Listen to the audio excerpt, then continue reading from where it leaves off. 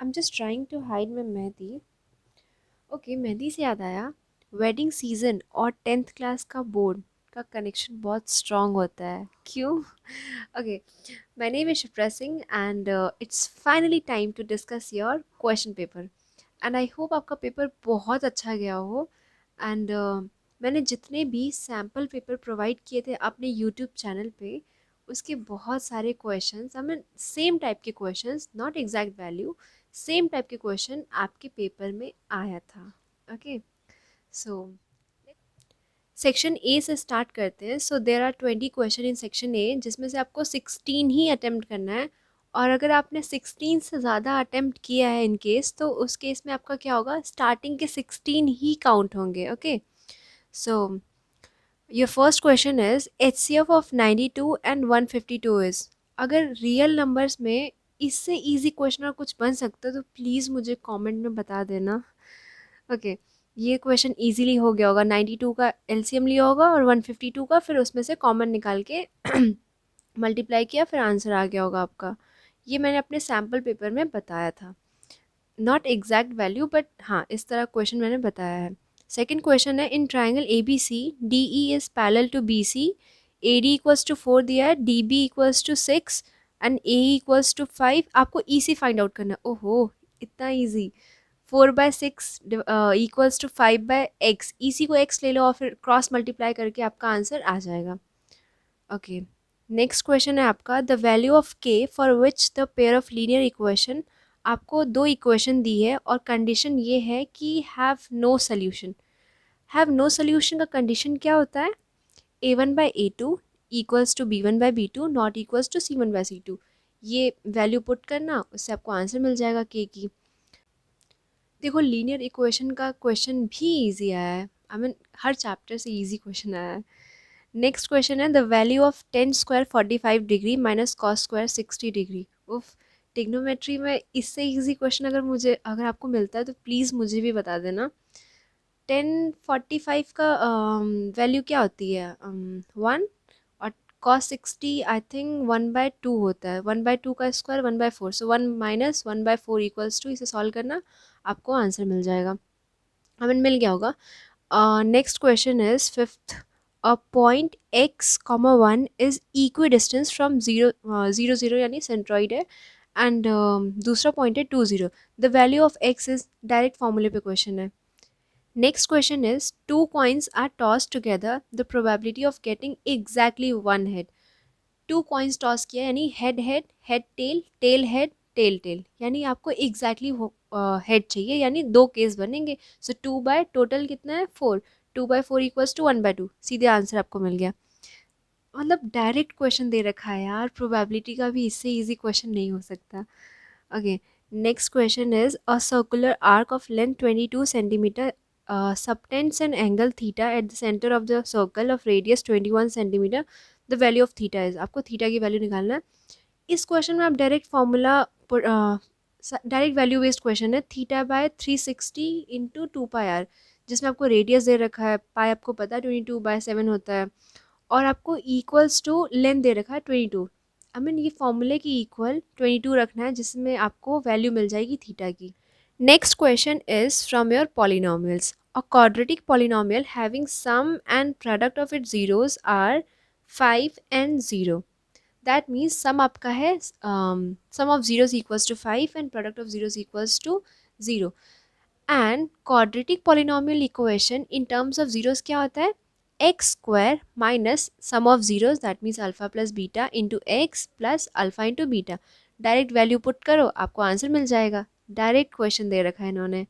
Okay, next question is, if p of b equals to 0.65 then the value of p not e is. Wow, कितना easy question है. Okay, आपके पास probability किसी का दे रखा है, आपको नॉट निकालना है, तो क्या करते हैं, 1 माइनस दैट प्रोबेबिलिटी है ना. So 1 minus 0.65 equals to 0.35. That means आपका ऑप्शन डी होगा. ओके, नेक्स्ट क्वेश्चन में आपका ट्रायंगल का क्वेश्चन है, जिसमें आपको डायरेक्ट स्क्वायर कर देना जो रेशो गिवन है. That means 3/2 equals to 9/4. इसमें भी आपका आंसर डी होगा. Next question is zeros of a quadratic polynomial where equation is x square minus 5x plus 6 are okay आपको ज़ीरोज़ निकालना है। ज़ीरोज़ निकालना मुझे नहीं लगता है कि ये बहुत टफ लगा होगा। आपको दो टर्म ऐसे लेने हैं जो सम करने पे -5 मिले और प्रोडक्ट करने पे 6 मिले। So it would be -6 and 1। आपने दो लिया होगा, फिर कॉमन निकाल के आपको दो ज़ीरोज़ मिल गया होगा। ये भी आपको डायरेक्ट क्वेश्चन था। Next question is 57 divided by 300 is a non terminating terminating decimal. ये आप 300 को 57 से डिवाइड करेंगे, आपको इजीली पता चल जाएगा। तो ये भी इजी क्वेश्चन है, आई मीन डायरेक्ट क्वेश्चन है। And next question is parameter of a rectangle whose length L is 4 centimeter more than twice its breadth B is 14 centimeter। Okay, parameter क्या होता है रेक्टेंगल का? 2 into in bracket L plus B equals to 14। ये आपको given है, यानी आपका पहली इक्वेशन ये हो गई। एंड दूसरी इक्वेशन आपकी बनेगी length equals to 4 centimeter more than twice its breadth, that means L equals to 4 plus more than कहा है ना, तो यानी 4 plus twice मतलब 2 into B। So L equals to 4 plus 2B, ये आपकी दूसरी इक्वेशन बनेगी। आपको फाइंड आउट क्या करना है? The pair of linear equation. उफ, आपको तो लीनियर इक्वेशन ही बताना है। आई मीन जो मैंने अभी बताया यही आपका आंसर है। सो आपका आंसर होगा option D. Okay, next question is 5.213 bar can also be written as. इससे इजी नहीं हो सकता, इस मतलब इस तरह क्वेश्चन में इससे इजी नहीं पूछा जा सकता। सो 5.213 एंड सो ऑन, आपका आंसर होगा ए, है ना। Next question is the ratio in which the 0.40 divides. आपका ये सेक्शन फॉर्मूले पे डायरेक्ट क्वेश्चन दे दिया गया है। Next question is which of the following is not defined. अगर आपको वो टेबल याद होगा, मैंने बताया था कि बस साइन का टेबल याद रखो, बाकी सारे ही याद हो जाते, सारे ही मतलब आप उसको देख के फाइंड आउट कर सकते हैं। तो ये भी आपका डायरेक्ट क्वेश्चन है। And the next question is in the given figure a circle is touching a semicircle at C and its diameter A B at O. If A B equals to 28 दे रखा है, what is the radius of inner circle. Okay, A B आपको 28 दे रखा है। Okay, A B का half यानी O B equals to 14 हो जाएगा, है ना। और सर्कल और जो 14 है वो सेम ही होगा ना। आई मीन सर्कल का डायमीटर और ओ बी का ये सेम होगा, यानी जो सर्कल का डायमीटर है वो 14 होगा और रेडियस क्या होता है? हाफ ऑफ डायमीटर, है ना। सो D/2 यानी 14/2 इक्वल्स टू 7। सो आपका रेडियस आ जाएगा 7। आपका ऑप्शन होगा C. Next question is the vertices of a triangle O A B R. आपको ये सारे वर्टिसेस दे रखे हैं। The median A D is drawn on O B, the length A D is. Okay, इस क्वेश्चन में आपको सॉल्व करना होगा। और मैंने सर्कल वाले चैप्टर का सैम्पल पेपर प्रोवाइड नहीं किया था, तो मैं अगर आपको सोल्यूशन इसका चाहिए होगा तो प्लीज़ आप मुझे कमेंट सेक्शन में बताएं, तो फिर मैं सोल्यूशन प्रोवाइड कर दूँगी। Next question is from your trigonometry. In a right angle triangle PQR where Q is 90 degree, P is 45 degree, then value of 10 P minus cos square R. Okay, आपको R जो है उसका angle बताना है। Okay, अगर एक 90 है और दूसरा 45 है तो ये तो बहुत easy हो गया ना कि तीसरा एंगल क्या होगा? 45। So cos 10P यानी 10 45 equals to 1। cos 45 equals to 1/√2। 1/√2 का स्क्वायर करेंगे तो क्या हो जाएगा? 1/2। So 1 minus 1/2 equals to, find out कर लो। डायरेक्ट क्वेश्चन है यार। ओके, आई थिंक 1/2 आपका आंसर होगा इसका, सी 19 का सी होगा। 20 question 20th, if tan theta equals to 2/3 then the value of sec theta is. Okay, tan theta equals to क्या होता है? P by B, where P equals to 2, P is perpendicular, B is 3, B is base. So P आपके पास है और base आपके पास है, तो आप हाइपोटेन्यूज आराम से निकालेंगे। कैसे? H square equals to P square plus B square, H निकल जाएगा। और आपको पता है सेक थीटा इक्वल्स टू होता है हाइपोटेन्यूज बाय बेस, तो उससे आपका आंसर डायरेक्ट मिल जाएगा। ये भी ईजी था, ये भी मैंने सैम्पल पेपर में बताया था। ओके, ये तो हो गया हमारा सेक्शन ए। अब सेक्शन बी देखते हैं। So your first question from section B is the parameter of the sector of a circle of radius 14 centimetre and central angle 45 degree is. Direct question आपका फॉर्मूले पे है। Theta by 360 into 2 pi are.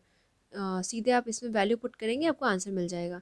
Next question is from probability. A bag contain 16 red balls, 8 green balls and 6 blue balls.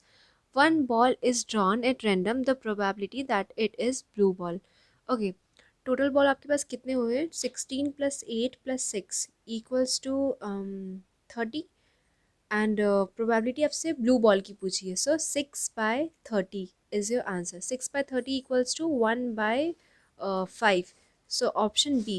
Okay, ध्यान देना यहाँ पे C option में आपको 1/30 भी आंसर दिया है।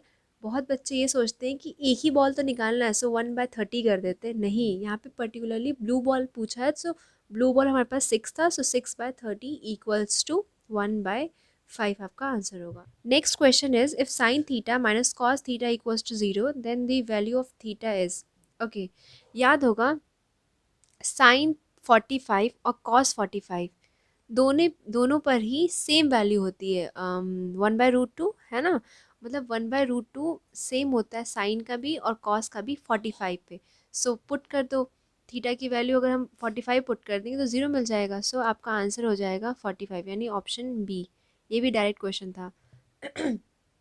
नेक्स्ट क्वेश्चन है the probability of happening of an event is 0.02। The probability of not happening of that event is. यार ये क्वेश्चन रिपीट नहीं हो गया क्या? वो भी इतना easy question. Okay, so 1 minus 0.02 equals to 0.98, यानी आपका आंसर सी होगा।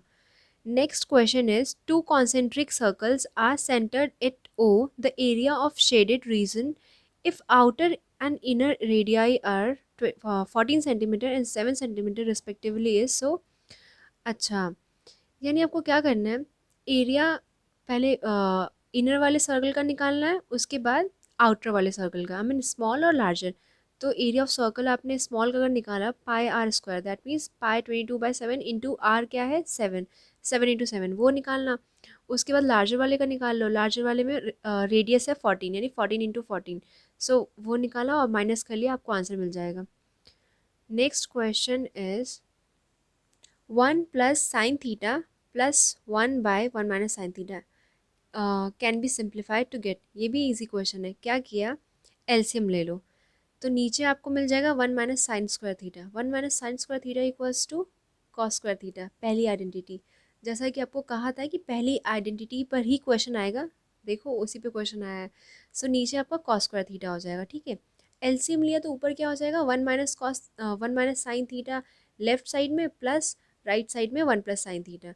Okay, 1 plus sine theta plus 1 minus sine theta cancel out, बचा क्या 1 plus 1, that is 2/cos²θ। 2/cos²θ, यहाँ पे ऑप्शन में आपको कहीं ये दिख नहीं रहा है, लेकिन सेक तो दिख रहा है ना।